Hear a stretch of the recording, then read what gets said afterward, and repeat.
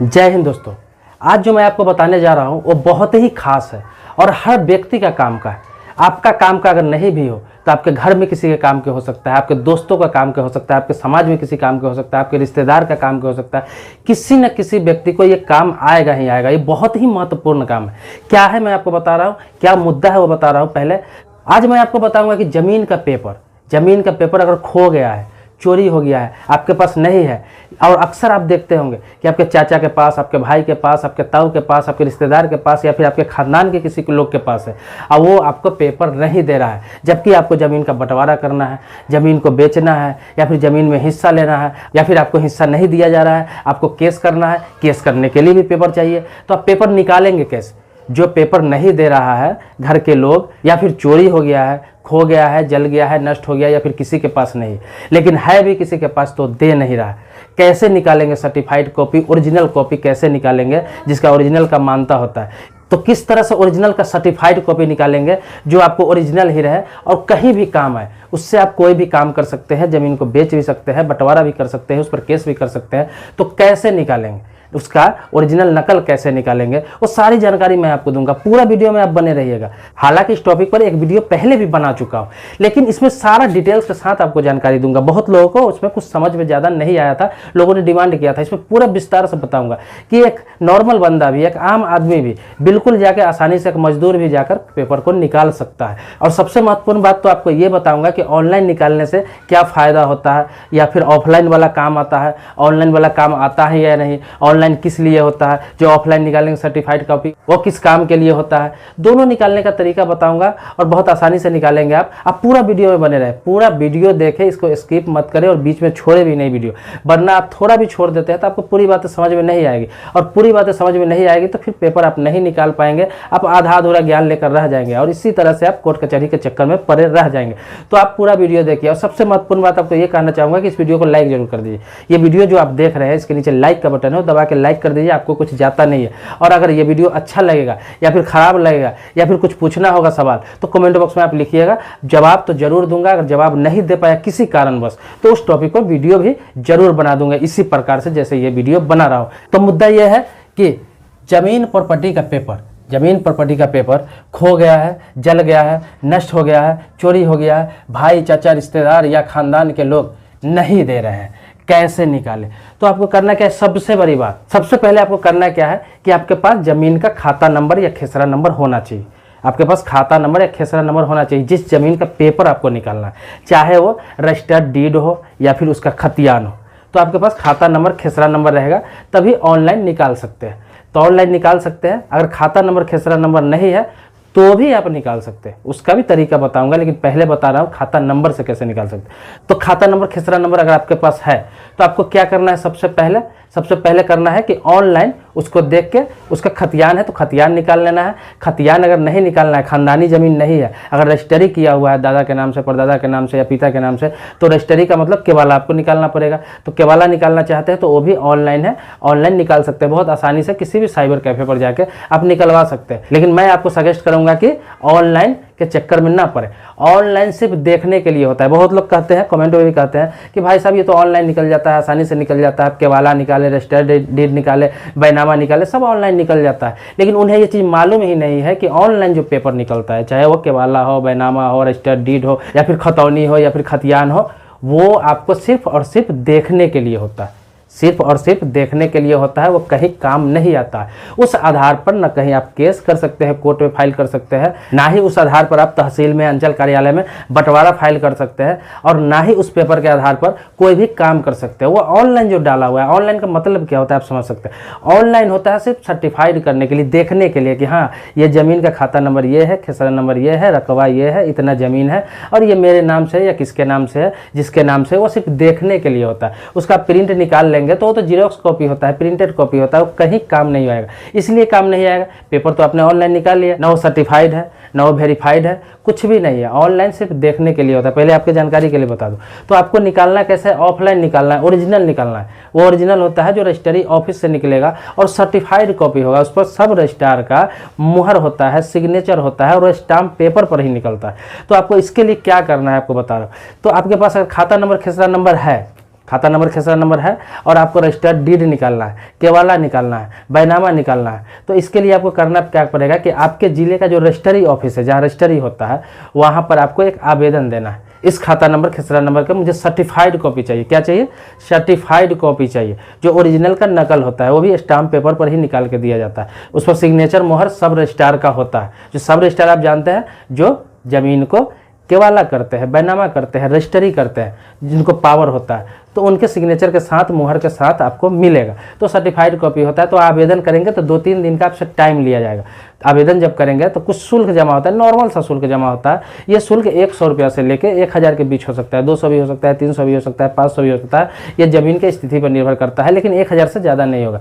तो वहाँ पर आप शुल्क जमा करेंगे, आवेदन देंगे, तो 3 से 4 दिन का आपको समय दिया जाएगा और आपको सर्टिफाइड कॉपी दे दिया जाएगा, जो ओरिजिनल का बिल्कुल नकल रहेगा। वो ओरिजिनल का ही काम करेगा। उसके आधार पर आप बंटवारा फाइल कर सकते हैं, उसके आधार पर ज़मीन को बेच सकते हैं, उसके आधार पर आप ज़मीन पर मुकदमा फाइल कर सकते हैं, कुछ भी कर सकते हैं। वो एक ओरिजिनल पेपर ही होता है एक तरह से। तो वो आप निकालें। हाँ, बात होती है आपकी खानदानी ज़मीन है, केवाला नहीं है, बैनामा नहीं है, रजिस्ट्री किया वो नहीं है, खतियान निकालना है, खतौनी निकालना है, तो वो भी आपको सर्टिफाइड ही चाहिए। ये ऑनलाइन तो सिर्फ देख सकते हैं, वो भी ऑनलाइन रहता है। ये हर चीज़ अब ऑनलाइन कर दिया गया है, लेकिन ऑनलाइन सिर्फ देखने के लिए होता है। ये आपको दिमाग में रखना पड़ेगा। ओरिजिनल पेपर, ऑनलाइन पेपर में ज़मीन आसमान का अंतर है। अगर ऑनलाइन पेपर से सारा काम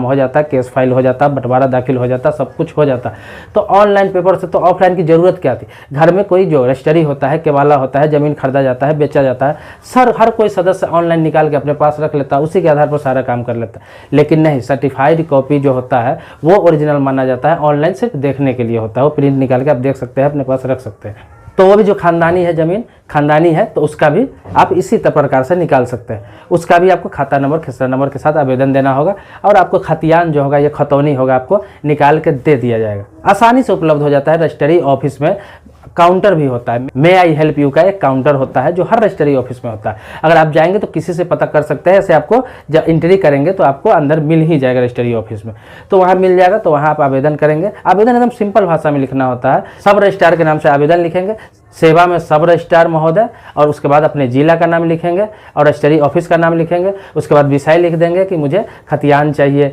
या फिर केवाला चाहिए, या फिर बैनामा चाहिए, या फिर रजिस्टर्ड डीड चाहिए। उसके विषय में मैं ये आवेदन लिख रहा हूँ, लिख देंगे। उसके बाद लिख देंगे वहाँ पर कि सबने निवेदन है कि मैं फलाना फलाना, अपना नाम लिखेंगे, पिता का नाम लिखेंगे, आपको क्या चाहिए और डॉक्यूमेंट सारा चीज़ लिख देंगे अपने भाषा में आराम से, और नीचे नाम और पता, अपना मोबाइल नंबर लिख देंगे और आवेदन दे देंगे। जब आवेदन देंगे तो वहाँ आसानी से 2-3 दिन में आपको मिल जाएगा। शुल्क के साथ जब जमा करेंगे तो मिल जाएगा। अब मैं आपको बता रहा हूँ कि कुछ भी नहीं है आपके पास, मतलब कि खाता नंबर नहीं है, खेसरा नंबर नहीं है, कुछ मालूम नहीं है। सिर्फ मालूम है कि ये ज़मीन है, मेरे दादा के नाम से है, परदादा के नाम से है, या फिर पिता के नाम से ये ज़मीन है, लेकिन पेपर निकालना है और कुछ मालूम नहीं। तो इसके लिए सिंपल उपाय बता रहा हूँ, सिंपल रास्ता बता रहा हूँ। सिर्फ आपको अपने इलाके का जो अमीन होता है, लेखापाल होता है, आपके इलाके में कोई ना कोई अमीन होगा या लेखापाल होगा, ये दोनों बोला जाता है, जो ज़मीन मापते हैं। आसान भाषा में बताऊँ, जो ज़मीन मापने वाले होते हैं, प्राइवेट भी होते हैं, सरकारी भी होते हैं। ऐसे भी बहुत लोग काम करते हैं जिसके पास ज़मीन का नक्शा होता है, आप जानते हैं, उसके पास नक्शा होता है। तो ज़मीन मापी करने वाला जो अमीन होता है, लेखापाल होता है, उससे संपर्क आपको करना है, उससे संपर्क करना है, मिलना है। आपके गाँव में भी होगा, उसको आपको ज़मीन बता देना है कि फलाने जगह ज़मीन है। उससे क्या करेगा, वो सिर्फ ज़मीन बताएंगे, उतना ही से वो समझ जाएगा। और अपने नक्शा में, जो उस एरिया का नक्शा उसके पास होता है, उस नक्शा में वो देखेगा वो ज़मीन। नक्शा में ज़मीन का खेसरा नंबर होता है, तो खेसरा नंबर आपको दे देगा। सिर्फ खेसरा नंबर से अब आपको करना क्या है, खेसरा नंबर से अब आपको चाहिए खाता नंबर, रकबा भी चाहिए, कितना ज़मीन है, ये सभी जानकारी लेना है। तो रकबा कितना है वो भी बता देगा आपको अमीन, लेखापाल बता देगा कि जो ज़मीन नापने वाला है वो बता देगा आपको कि ये खेसरा नंबर है और इतना ज़मीन है। अब आपको चाहिए खाता नंबर, बच गया खाता नंबर। तो आपको क्या करना है, जब ऑनलाइन जाएंगे, ऑनलाइन वालों के पास, साइबर कैफ़े के पास जाएंगे, वसुधा केंद्र वालों के पास जाएंगे, या फिर बहुत सारा कहीं भी कंप्यूटर का काम होता है, जन सुविधा केंद्र, नागरिक सुविधा केंद्र, जो भी कंप्यूटर लेकर बैठा हुआ है उनके पास जाएंगे और उनको बोलेंगे कि इससे ऑनलाइन एक प्रिंट निकाल दीजिए, ये ज़मीन का जो खाता खेसरा नंबर है, इससे ऑनलाइन एक प्रिंट निकाल दीजिए। तो वो ऑनलाइन निकाल देगा, ऑनलाइन देख के उस ज़मीन का डिटेल्स निकाल देगा। जो ऑनलाइन डिटेल्स निकालेगा तो उसमें आपको खेसरा नंबर से निकालेगा, तो खेसरा नंबर और रकबा तो रहेगा ही रहेगा, उसके साथ ये भी निकल जाएगा कि किसके नाम से ज़मीन है और ये भी निकल जाएगा कि खाता नंबर कितना है, उसी पर ऑटोमेटिक निकल जाएगा, आपको सारा प्रिंट निकल जाएगा। तो ये वहाँ पर आप देख सकते हैं, निकाल के प्रिंट अपने पास रख सकते हैं। तो ये तो मैंने आपको बताया कि सिर्फ देखने के लिए होता है। तो आपको आसानी से मिल गया खाता नंबर, खेसरा नंबर से खाता नंबर भी मिल गया, रकबा भी मिल गया, किसके नाम से है वो भी मिल गया, आपको सारा चीज़ पता चल गया कि कितना ज़मीन है क्या है। अब क्या करेंगे कि वो प्रिंट अपने पास रखेंगे और वो लेकर जाएंगे फिर रजिस्ट्री ऑफिस। फिर वही काम करना है आपको, वो लेकर जाएंगे रजिस्ट्री ऑफिस, खाता नंबर, खेसरा नंबर, रकबा, नाम आपको तो मिल ही गया। फिर उसी प्रकार से आवेदन आपको कर देना है कि जिसके नाम से ज़मीन है, ये मेरा दादा है या फिर पिताजी है, परदादा है या फिर जो भी आपके रिश्ते में लगता है वो है, ये खाता नंबर है, खेसरा नंबर है, सारे की चीज़ आवेदन देंगे। मुझे इसका बैनामा चाहिए या फिर केवाला चाहिए या फिर रजिस्टर्ड डीड चाहिए या फिर खतौनी चाहिए, खतियान चाहिए, जो चाहिए जिस तरह का वो पेपर है आप देख लेंगे, निकाल सकते हैं। खतियान खतौनी निकलता है जो पुराना पेपर है, जैसे कि सर्वे से पहले का पेपर है, 1960 से पहले का पेपर है, 1950 से पहले का पेपर है, तो खतियान खतौनी निकलता है। लेकिन उसके बाद का है तो आपको रजिस्टर्ड डीड निकलेगा, रजिस्ट्री निकलेगा या फिर आपको केवाला निकलेगा। तो वो निकालेंगे, जिस तरह का पेपर वो निकल ही जाएगा। आप खाता नंबर, खेसरा नंबर देंगे, आवेदन देंगे, जो भी होगा। सर्टिफाइड कॉपी के लिए आवेदन करेंगे, सर्टिफाइड कॉपी आपको मिल जाएगा। शुल्क वही लगेगा, आपको 100 रुपये से लेकर 1000 के बीच लगेगा। जहाँ तक मुझे मालूम है 100 रुपये से लेकर 1000 के अंदर ही लगेगा। वो 300 भी लग सकता है, 400 भी लग सकता है, 500 भी लग सकता है, 700 भी लग सकता है, लेकिन 1000 से ज़्यादा शुल्क आपको नहीं लगेगा। सभी रजिस्ट्री ऑफिस का अलग अलग है, इसलिए मैं बता रहा हूँ कि 100 रुपये से लेकर 1000 रुपये के बीच आपका खर्च आएगा और आसानी से सर्टिफाइड कॉपी निकल जाएगा, ओरिजिनल कॉपी निकल जाएगा। अब उस कॉपी का क्या करेंगे कि आपको जहाँ भी जो भी काम करना है, या फिर प्रॉपर्टी बेचना हो, या फिर प्रॉपर्टी पर मुकदमा करना हो, या फिर बंटवारा फाइल करना हो, बंटवारा नहीं कर रहा है घर वाला, तो कुछ भी करना हो उस पेपर के आधार पर कर सकते हैं। वो भी ओरिजिनल पेपर माना जाता है, सर्टिफाइड कॉपी ओरिजिनल पेपर माना जाता है और आप उस परिवार के हिस्सा है, आपका उसमें अधिकार है, आपका उसमें हिस्सेदारी है, इसीलिए उस पेपर के आधार पर कभी भी दावा कर सकते हैं। जब पेपर रहेगा तभी आप दावा कर सकते हैं। बिल्कुल आसान शब्दों में मैंने आपको बताया, बिल्कुल आसान भाषा में बताया, आपके भाषा में बताया, बिल्कुल कि हर कोई समझ सके कि आसानी से आप पेपर खो गया है, जल गया है, चोरी हो गया है, नष्ट हो गया है, चाचा, दादा, ताऊ, भाई या फिर कोई भी खानदान रिश्तेदार के लोग नहीं दे रहे पेपर, तो आपको घबराने की ज़रूरत नहीं है, आपको टेंशन लेने की ज़रूरत नहीं है, उससे लड़ाई करने की ज़रूरत नहीं है, क्योंकि पेपर ओरिजिनल एक ही होता है और तो किसी एक के पास ही रहेगा। आप कोई 5 भाई है, 7 भाई है, उसके खानदान में बहुत सारे लोग हैं, तो सबके पास तो ओरिजिनल होगा नहीं। तो आप सर्टिफाइड कॉपी निकाल ले, वो ओरिजिनल का ही मानता है, ओरिजिनल का ही वैल्यू है उसका, आराम से निकाल के अपने पास रख ले, जो भी काम है उसके आधार पर आप कर ले, कोई दिक्कत नहीं आएगी। इसके अलावा भी कुछ छूट गया हो, कुछ प्रश्न होगा मन में, कुछ पूछना हो या फिर नए टॉपिक पर वीडियो चाहिए या फिर इसी में कुछ लगता है कि कुछ और जानकारी मुझे चाहिए जो मैं भूल गया हूं या फिर आपके दिमाग में आ रहा है कुछ, तो आप कमेंट बॉक्स में पूछें। छोटा सवाल होगा तो मैं जवाब आपको देने का प्रयास करूंगा वहीं पर। अगर बड़ा सवाल होगा, कोई नया सवाल होगा, तो इसी प्रकार से आपके टॉपिक का ही वीडियो जरूर बनाऊंगा। तो मेरे वीडियो पहली बार देख रहे हैं, मेरे चैनल पर नए आए हैं, पहली बार वीडियो को देख रहे हैं, तो चैनल को सब्सक्राइब कर ले। आप सब्सक्राइब करना ना भूलें, बगल में बेल घंटी है उसको भी दबा ले। और अगर मेरे चैनल पर पहले से है, आप मतलब सब्सक्राइब कर रखा है आपने, तो इसके लिए कोटि कोटि धन्यवाद देता हूँ। मिलते हैं एक नए मुद्दे के साथ नेक्स्ट वीडियो में, तब तक के लिए जय हिंद।